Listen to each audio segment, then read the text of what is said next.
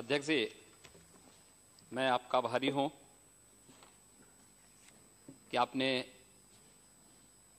वित्त विधेयक पर मुझे 2 शब्द कहने का अवसर प्रदान किया है। मैं आभारी हूं अपनी पार्टी के नेता और देश के यशस्वी प्रधानमंत्री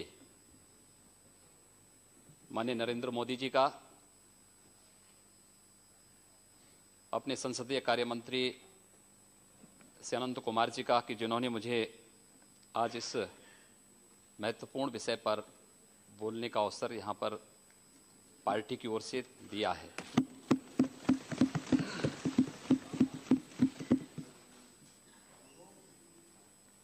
महोदया, जिन परिस्थितियों में श्री नरेंद्र मोदी जी के नेतृत्व की सरकार को इस देश के अंदर सत्ता प्राप्त हुई थी, एक लड़खड़ाई हुई अर्थव्यवस्था,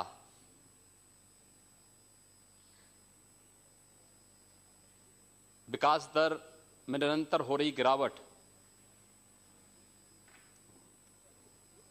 देश में अविश्वास का माहौल और जिस दृढ़ता के साथ पिछले 3 वर्षों के अंदर देश की विकास दर को आगे बढ़ा करके इस देश में एक कल्याणकारी सरकार की स्थापना करके सुशासन स्थापित करने में केंद्र की मोदी सरकार सफल हुई है। और केवल भारत ही नहीं बल्कि पूरी दुनिया में देश दुनिया के लोकतंत्र के लिए और लोकतांत्रिक व्यवस्था के अंतर्गत शासित होने वाले उन सभी देशों के लिए एक आदर्श बना है। और यही कारण है कि दुनिया में अब कहीं भी जहां चुनाव हो रहे हैं तो वहां पर एक आइकॉन के रूप में देश के प्रधानमंत्री श्री नरेंद्र मोदी जी को लोग सामने रखते हैं। विकास का ढांचा कैसे होना चाहिए, लोग भारत से देखना और समझना चाहते हैं। एक अत्यंत विपरीत परिस्थितियां थीं 2014 में इस सरकार के सामने, जब राजकीय घाटा जो सकल घरेलू उत्पाद का था वह 8.9% और राजस्व घाटा जो सकल घरेलू उत्पाद का 2.8% पर पहुंच चुका था। मुद्रास्फीति की दर 11.2% और सकल घरेलू उत्पाद का जो चालू खाता था वो 4.6% तक पहुंच चुका था। उन स्थितियों में सत्ता संभाली थी देश के यशस्वी प्रधानमंत्री के रूप में श्री नरेंद्र मोदी जी ने। और पिछले 3 वर्ष के दौरान इस सरकार ने देश के विकास दर को 8 से 8.5% तक ले जाने में सफलता प्राप्त की है। यह दुनिया के लिए कौतूहल और आश्चर्य का विषय है।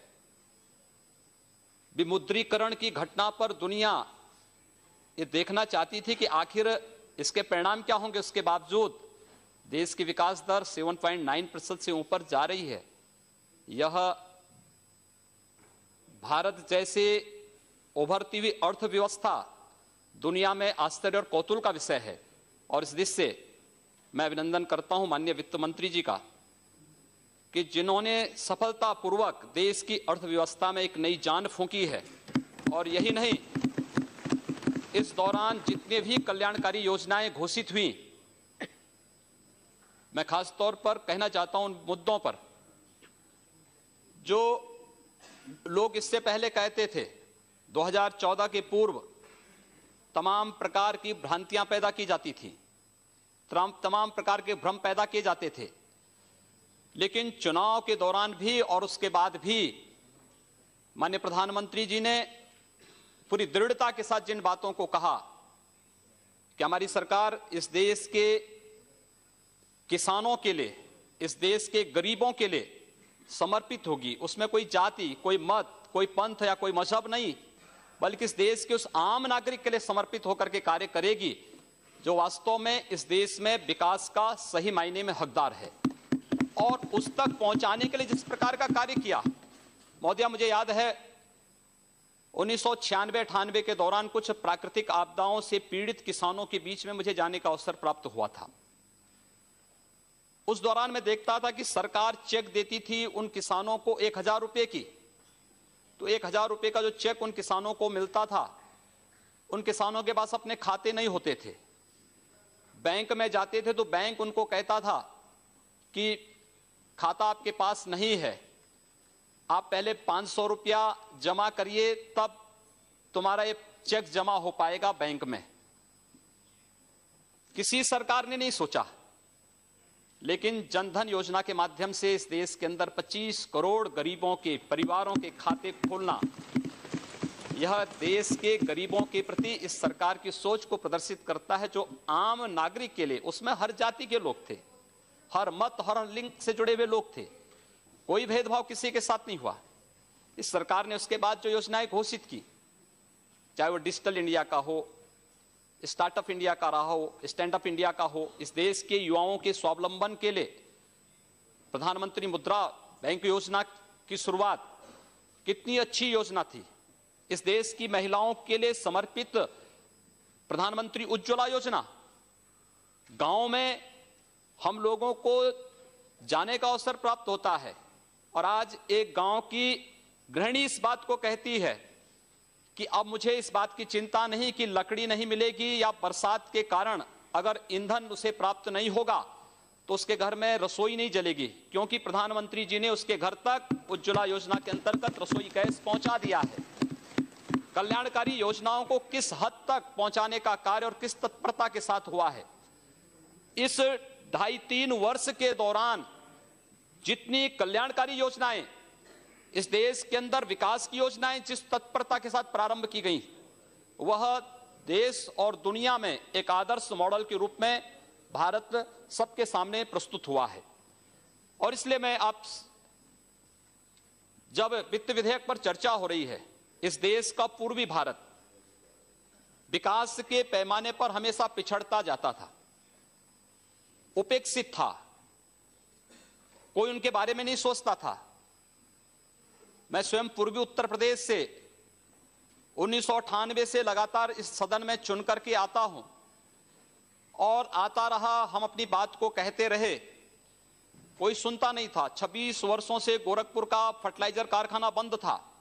जब भी हम लोग अपनी बात को रखते थे तो कहते थे इसके बारे में कोई पॉलिसी बनाएंगे, बंद उद्योग को कैसे चला पाएंगे। लेकिन मैं धन्यवाद दूंगा और आभारी हूं माननीय प्रधानमंत्री जी का, 26 वर्षों से बंद उस गोरखपुर के फर्टिलाइजर कारखाने को न केवल माननीय प्रधानमंत्री जी ने पिछले वर्ष जाकर के शिलान्यास किया है, वहां पर कार्य भी प्रारंभ हो गया है, और 2019 से पहले गोरखपुर में, बरौनी में, सिंदरी में नए फर्टिलाइजर कारखाना स्थापित होकर के खाद उत्पादन का कार्य, उर्वरक उत्पादन का कार्य प्रारंभ भी हो जाएगा। पूर्वी उत्तर प्रदेश में मैं इस सदन में लगातार चिल्लाता था, उत्तर प्रदेश के 34 जिले इंसेफ्लाइटिस से पीड़ित थे, मासूम बच्चे मरते थे। आश्चर्य होता है मुझे इस बात पर कि जो लोग बार बार इस बात को कहते थे, दलितों की बात करते थे, अल्पसंख्यकों की बात करते थे, अधिकतर मरने वाले बच्चे दलित और अल्पसंख्यक समुदाय के थे, 90% बच्चे उस समुदाय के थे। लेकिन उनकी पीड़ा को कभी किसी के द्वारा यहां पर सहानुभूति दिखाने का प्रयास नहीं हुआ। माननीय प्रधानमंत्री जी ने गोरखपुर को एम्स दिया, और एम्स जैसा चिकित्सा संस्थान गोरखपुर में आज कार्य उसका प्रारंभ हो रहा है। देश के अंदर बुनियादी ढांचे का विकास कैसे होना चाहिए, यह मॉडल देश के अंदर प्रधानमंत्री ग्रामीण सड़क योजना के माध्यम से हमारे आदरणीय नेता पूर्व प्रधानमंत्री से अटल बिहारी वाजपेयी जी ने तो प्रारंभ किया था। इस देश के अंदर अंतर्राष्ट्रीय मानक के 4 लेन और 6 लेन के एक्सप्रेसवे बन सकते हैं, यह मॉडल उन्होंने इस देश को दिया। और आज जिस तेजी के साथ इस देश के अंदर कार्य प्रारंभ हुआ है, वह मुझे लगता है कि विकास का एक अद्भुत ढांचा जो भारत को दुनिया की एक महाशक्ति के रूप में स्थापित करने में महत्वपूर्ण भूमिका का निर्वाह कर सकता है। महोदय, मैं आभारी हूं कि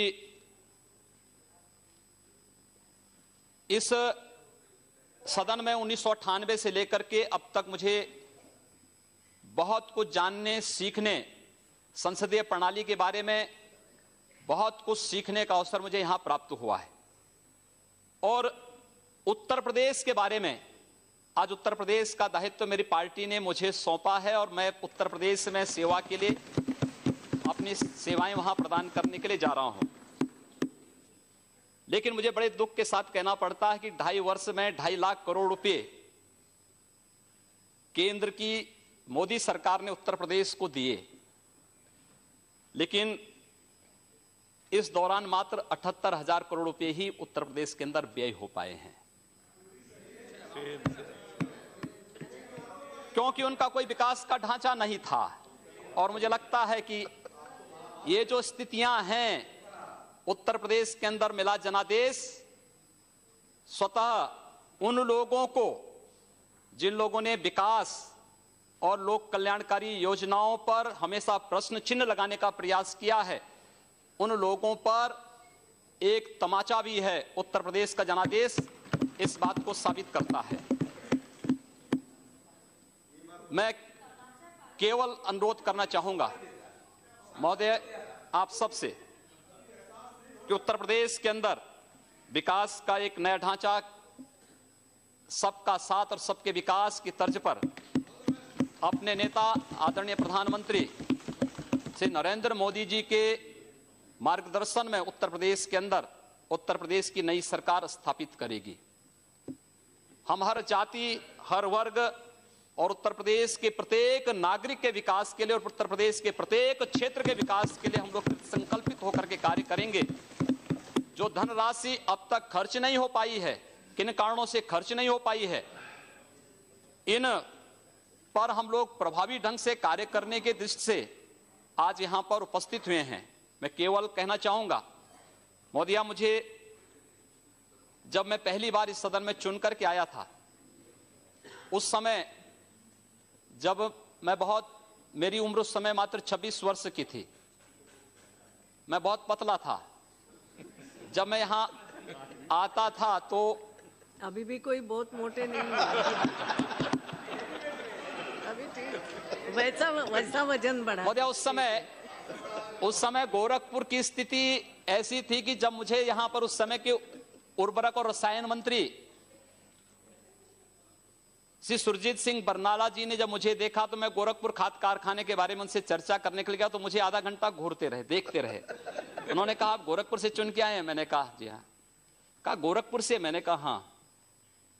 तीसरी बार उन्होंने फिर पूछा, कहा गोरखपुर से ही? मैंने कहा हाँ, गोरखपुर उत्तर प्रदेश से। तो मैंने कहा आप सरदार जी ऐसा क्यों पूछ रहे हैं? उन्होंने कहा इसलिए क्योंकि मैं एक बार गोरखपुर गया था एक चुनावी सभा को करने के लिए, लेकिन दोनों ओर से बम चलने लगे, मैं भाग गया, तब से मैं गोरखपुर दोबारा नहीं गया। ये छवि थी गोरखपुर की। मुझे बहुत धक्का लगा इस बात को सुनकर के कि हमारे शहर के बारे में, हमारे जिले के बारे में लोग इस प्रकार की बातें करते हैं। मैं गोरखपुर गया, मैंने गोरखपुर के सभी व्यापारिक संगठनों को, सांस्कृतिक और सामाजिक संगठनों को बिठाया। मैंने कहा भी बाहर हमारे बारे में इस प्रकार का संदेश है, हमें सामूहिक रूप से इस लड़ाई को लड़नी है। सरकार कोई भी हो वह चलती रहे, लेकिन इस समाज की समस्या है, हम इसका समाधान यहां मिल बैठ करके करें। और मोदिया, मैं विश्वास के साथ कह सकता हूं कि पिछले 15 वर्षों में उत्तर प्रदेश के बारे में आज जो बातें, जो गोरखपुर के बारे में 1998 में मुझे सुनने को मिलती थी, आज उत्तर प्रदेश के बारे में पूरे देश के अंदर उस प्रकार की चर्चाएं होती थी। लेकिन मैं कह सकता हूं कि इन 15 वर्षों में हम लोगों ने गोरखपुर में एक भी व्यापारी को गुंडा टैक्स नहीं देने दिया, एक भी व्यापारी का, किसी भी चिकित्सक का अपहरण नहीं करने दिया, कहीं हमने किसी को अराजकता नहीं फैलाने दी। 5 वर्ष में उत्तर प्रदेश के अंदर 403 दंगे हुए, हमारे पूर्वी उत्तर प्रदेश में एक भी दंगा नहीं हुआ है।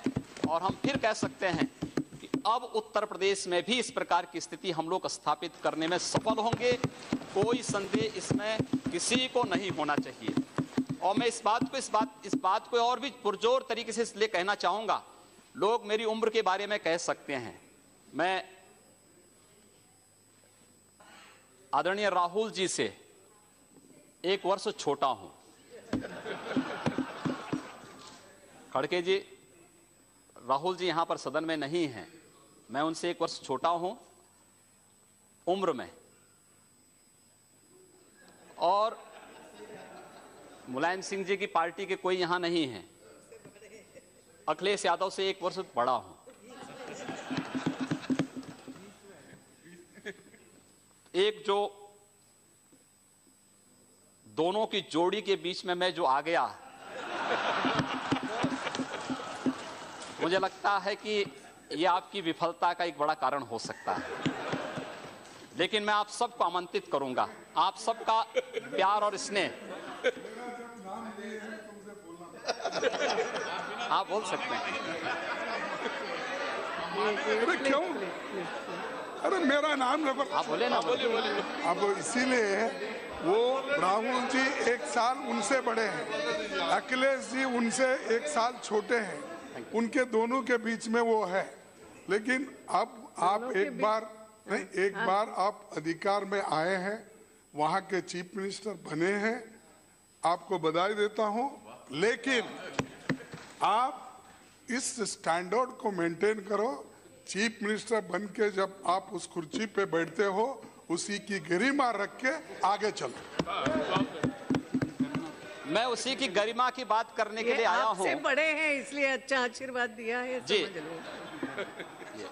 अध्यक्ष महोदय, मैं आप सबको इस बात, आप लोगों ने मुझे बड़ा स्नेह दिया है, और मैंने शुरू में ही कहा कि मैंने बहुत कुछ सीखा है इस सदन से। वास्तव में एक सामान्य शिष्टाचार और मैनर क्या होता है संसद में सीखा जा सकता है। हम लोग, जब मैं पहली बार चुना गया था सांसद, तो मैं इस बात के लिए थोड़ा अंदर से संकित था कि पता नहीं कैसा व्यवहार होता है। लेकिन जैसे ही हम लोग संसद परिसर में प्रवेश किए, यहाँ के एक एक कर्मचारी का जो सद्व्यवहार था, जो शिष्टाचार था, और वह केवल सदन में हम लोग यहाँ पर बहुत बार वह देखने लायक है, उस समाज को बताने लायक है, क्योंकि बाहर हमारे बारे में बड़ी भ्रांत धारणाएं पैदा की जाती हैं। सदन के अंदर जो शोरगुल होता है, हम मानते हैं लोकतांत्रिक प्रक्रिया का एक हिस्सा हो सकता है। हम लोग बहुत बार, हमारी जो आपस में बहस होती है उसमें बहुत वाद विवाद हो जाता है, लेकिन बाहर हम लोग जब गैलरी में मिलते हैं तो एक दूसरे से गले मिलते हुए दिखाई देते हैं। हम सारी चीजों को फिर यहीं पर छोड़ करके बाहर वही सद्भावनाएं हमारे बीच में होती हैं। और मैं इस सब से, इसीलिए आप पूरे सदन से मैं इस बात को कहना चाहूंगा कि हमारी पार्टी ने, हमारे नेता ने मुझे जो दायित्व दिया है, मैं आप सबको आमंत्रित करूंगा उत्तर प्रदेश में। आप उत्तर प्रदेश में आए, स्वागत होगा आप सबका। उत्तर प्रदेश आदरणीय प्रधानमंत्री जी के सपनों का प्रदेश होगा, देश का उत्कृष्ट प्रदेश होगा, भ्रष्टाचार मुक्त प्रदेश होगा, दंगों से मुक्त प्रदेश होगा, अराजकता और गुंडागिर्दी से मुक्त प्रदेश होगा। और उत्तर प्रदेश में हम विकास का एक ऐसा मॉडल देंगे कि उत्तर प्रदेश के नौजवानों को पलायन नहीं करना पड़ेगा। उत्तर प्रदेश में माताओं और बहनों को अपनी सुरक्षा के लिए कहीं गुहार नहीं करना पड़ेगा। और यह कार्य वहां पर प्रारंभ आप देखिए अवश्य। और मैं आपको खासतौर पर, खड़गे जी, आप तो यहाँ पर नेता के रूप में हैं और हम आपको सादर आमंत्रित करेंगे। मैं पूरे सदन को आमंत्रित करूंगा कि वह उत्तर प्रदेश में आए, और उत्तर प्रदेश में आप देखते रहिए बहुत कुछ बंदी होने जा रही है वहां।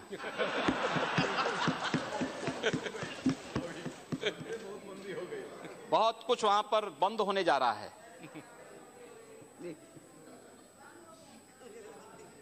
अध्यक्ष जी, आपने भी हम लोगों को बड़ा स्नेह दिया है इस सदन में, और आपने जिस कुशलता से इस सदन को संचालित करने और इस सदन में आने वाले नए सदस्यों को अवसर देकर के आगे बढ़ने का जो अवसर दिया, एक मंच के रूप में देश की सर्वोच्च सदन में जो अवसर दिया है, मैं बार बार आभारी हूं। और पूरे सदन को मैं उत्तर प्रदेश में आमंत्रित करूंगा कि आप उत्तर प्रदेश में आए। उत्तर प्रदेश आपका स्वागत करेगा, और देश के माननीय प्रधानमंत्री जी के उत्तर प्रदेश के बारे में उत्तर प्रदेश के विकास के बारे में, उत्तर प्रदेश में सुशासन स्थापित करने के बारे में जो सपने हैं, उन सपनों को साकार करता हुआ प्रदेश आपको उत्तर प्रदेश दिखाई देगा। यही कहते हुए मैं एक बार पुनः आप सबका आभारी व्यक्त करते हुए